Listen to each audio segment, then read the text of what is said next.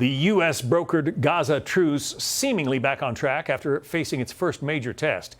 Israel today hit Hamas targets in Gaza after accusing Hamas of killing 2 IDF soldiers. But now the IDF says it's back to enforcing the ceasefire.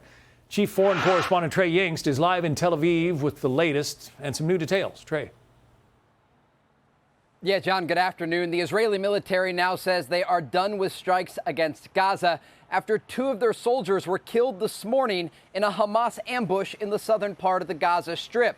According to the Israeli military, Hamas militants popped out of a tunnel near the city of Rafah, firing RPGs at an excavator at another location nearby. To that attack, Hamas snipers shot at Israeli soldiers, wounding at least one of them. This caused the Israelis to launch a series of initial airstrikes, followed by dozens of more airstrikes throughout the enclave.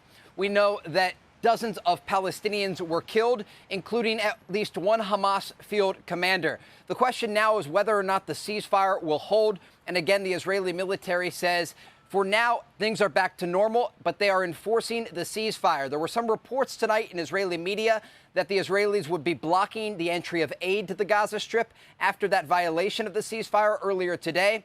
But we are following reports tonight that indicate after the urging from American officials, they will keep that Rafah crossing and the flow of aid into Gaza open as negotiators are set to resume talks early this coming week about phase 2 of the ceasefire plan. We also know Vice President J.D. Vance and U.S. Special Envoy Steve Witkoff are headed to the region this week. They'll be meeting with Israeli counterparts to determine how this ceasefire will be implemented moving forward and what can be done to stabilize the situation.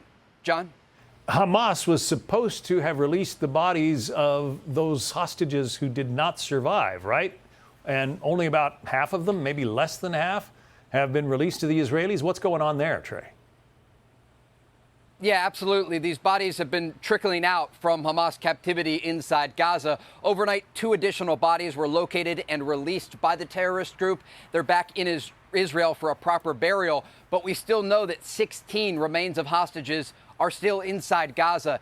And this is causing people here a lot of concern because they feel that phase 1 of the deal can't be done unless those bodies are returned. Overnight in the streets of Tel Aviv, thousands of Israelis gathered to protest, calling on Hamas to release those bodies. John? And any explanation from the Hamas side about why they're dragging their feet?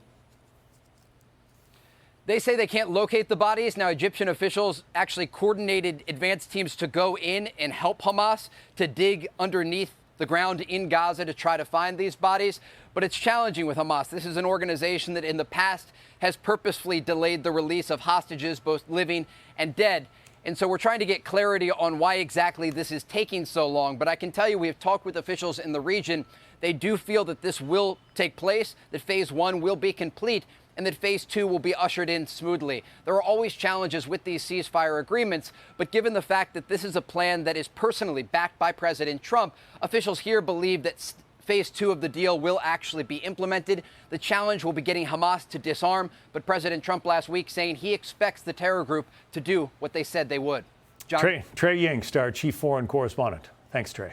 Hey, Sean Hannity here. Hey, click here to subscribe to Fox News YouTube page and catch our hottest interviews and most compelling analysis. You will not get it anywhere else.